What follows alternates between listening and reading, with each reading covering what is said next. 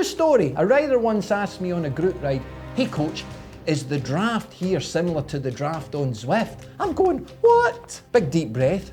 No son, it's not. This is the real world, and if you touch a fucking wheel, you're going down, and so are they. Club Zone 2 ride, no drop my ass. Club rides, eh?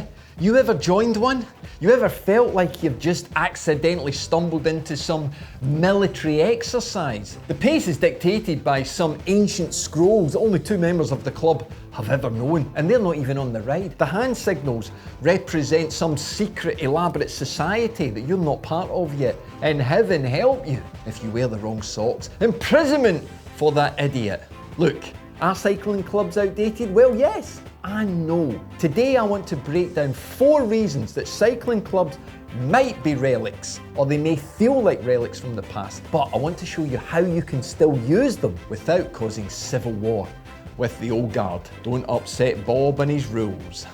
Sometimes going along to a cycling club, it can feel like you've joined some elite Jedi order rather than a cycling club. But rather than lightsabers, oh, they've got a lot worse. They've got those smiley, passive-aggressive comments about your cadence, about your saddle height, about the height of your socks, and you just don't want to hear it. And then you'll go home and say, I just didn't quite fit in. I'll go back to my online riding, my solo riding. Look, I don't care if you ride with a club once a month. It could be the most rewarding period of your cycling, because the accountability is there for you. And trust me, 90% of the other riders, they've been through the same feeling as you, but they're good people, they're normal people. But guess what? They're the same as you.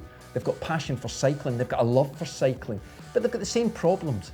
The kids, the pets, their boss. Their boss might even be at the back of the group ride and they're trying to drop them. Stick with it, okay? Because that's life. It's too easy nowadays to give up. But yes, the clubs do have rules. Rules important because they're trying to keep you alive when you're out on the road. But sometimes they go over the top. It's an art form with them, okay? But you got to give Bob with his clipboard his day, okay? You got to. But stick with it. Look for clubs that have welcome rides. This means this club is progressive and they're shouting out to you, come along, we'll take care of you, we'll make you safe. We might even actually coach you something, okay? And get you on the road safely. And in that way, you will meet people at the same part of the journey as you. I don't care what your FTP is online. When you're out on the road, it's a whole new ball game, okay? But riding in a group at speed can be the most rewarding thing. And it might open up new opportunities to cycle even off the road. Yeah, I'm a member of the MTB G+ community. Yeah, fully accepted. What's that? A new gender? No, mountain biking and gravel riding, you fanny. What did you think it was? Opportunities open up, and even though you thought you would never get dirty on the mountains, okay? Never go gravel riding, you might just open yourself up. Oh, dip your toe in that water. So the focus is get over the hump, okay? Because no matter how much or how little you use the club, there is a friend there waiting to meet you. Yeah. And a weirdo as well. Okay, point number 2 is those old school training methods.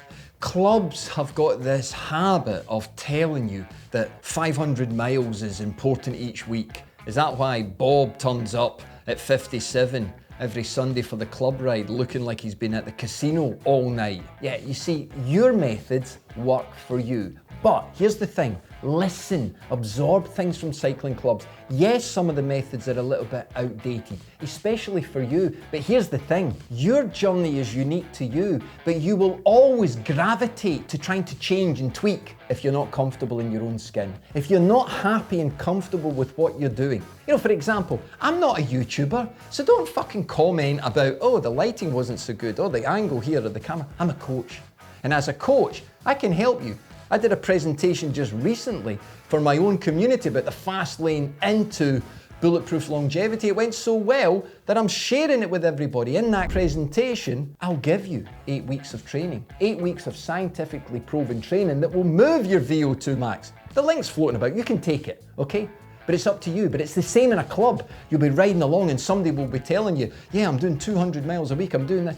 Your journey is important to you. But think about why you're there inside the club. You want to challenge yourself, don't you? You want to test yourself against others.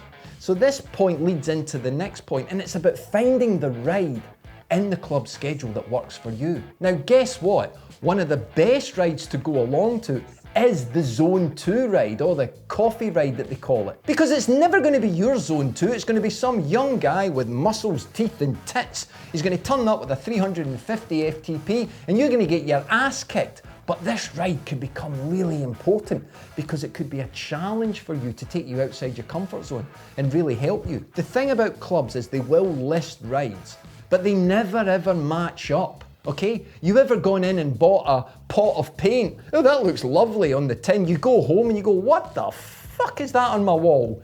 I didn't buy that. You go back to the shop and you demand a refund. And then they say, well, did you let it absorb into the wall? The colour will change.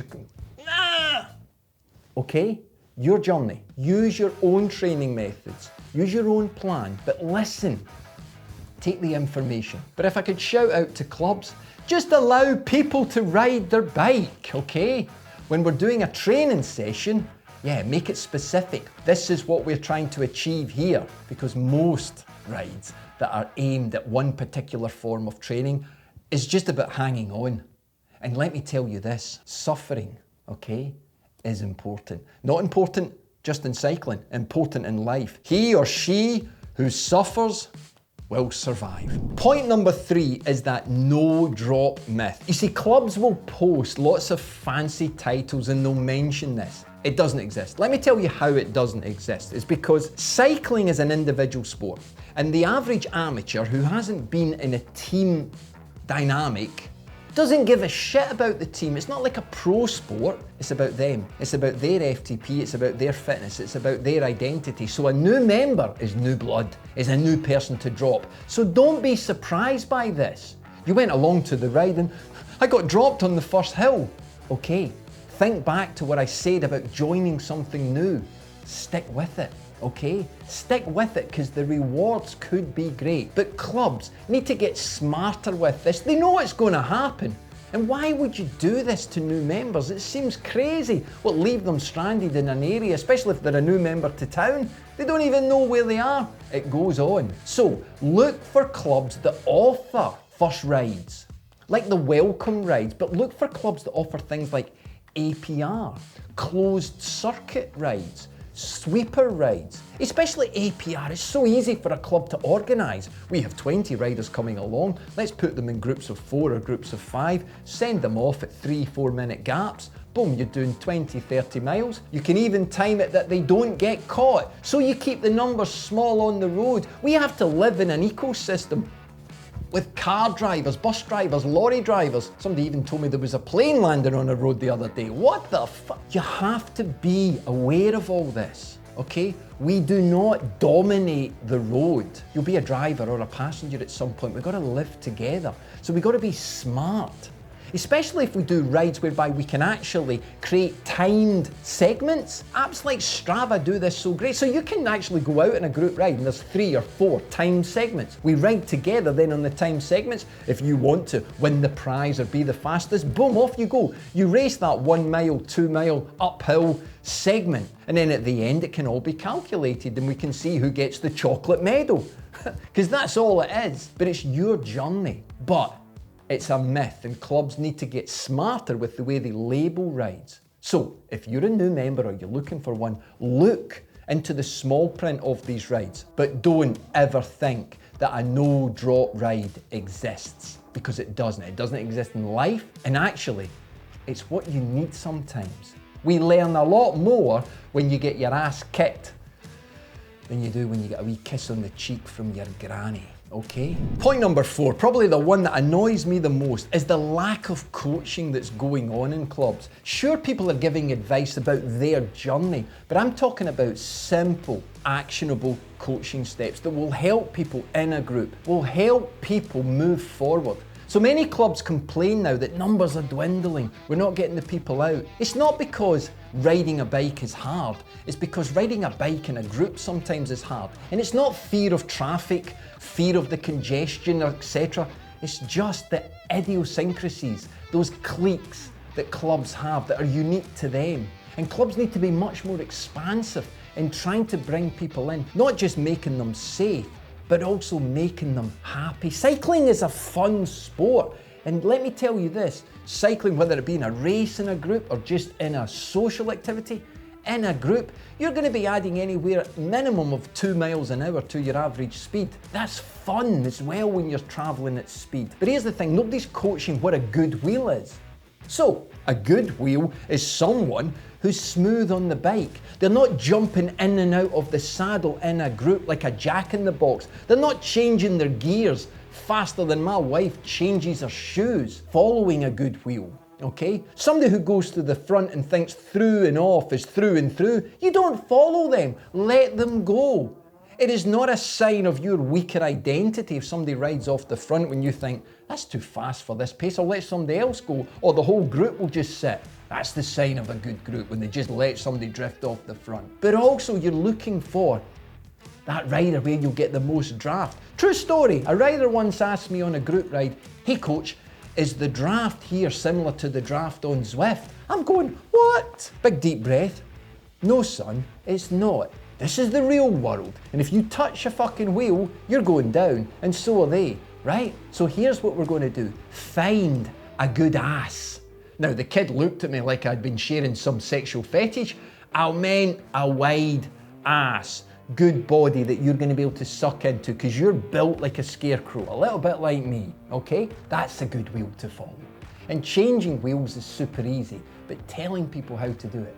So look for the clubs that offer coaching sessions. And again, here's the problem. The online world is wonderful, great, offers races, nice and safe, unless you fall off your own trainer, okay? Or a pot of paint comes off the shelf in your warrior cave or your pain cave. But the thing is, being in that group is wonderful. Traveling at speed inside a real group is wonderful, okay? It's something I would say, if you love cycling, you gotta do it. But just because you've got an FTP of 300, it doesn't mean that you're gonna be able to hang on to that group or you need to be riding at the front. Enjoy cycling. Look, one last point, okay? A pro rider gets 20, 30, 40. They'll be given their days of racing. Start of the year, here's the plan, A plan if we don't get injured, okay? Here's where you're gonna turn up. A pro will be in races, but not racing. They'll do sections, they'll do little tests within. They'll do their little bit and then ease off. The amateur is racing every single day. Not necessarily at high intensity, but everything is focused, chasing the numbers. You cannot perform at this level all the time. So you need to deviate your energies. And a cycling club allows you to do that because the people are similar to you. Even though they've got their own odd peculiars, yeah, you wouldn't buy their bike, you don't like the colour of their helmet, doesn't matter. Because fundamentally at the core of these individuals is the passion and love for cycling. So come on, cycling clubs, get modern, get ambitious, yeah, bring everybody in just for the love of cycling, not the fucking speed all the time, okay? If you've got a club like that local to you, embrace it. I'd love to hear from you. Who do you think the best club in the world is? Who's got the best club in their area, the best club in their country? There are clubs there. I know ones that are doing really, really well. I've been a member of clubs since I was a teenager. I'm now 54, okay?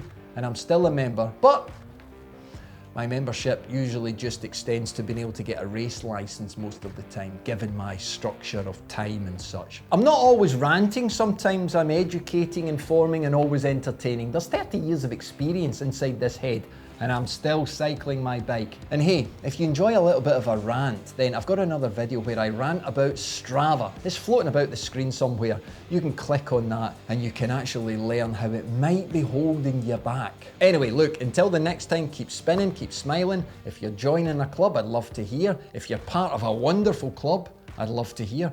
And if you've got some funny stories, because everybody's got a bob with a clipboard.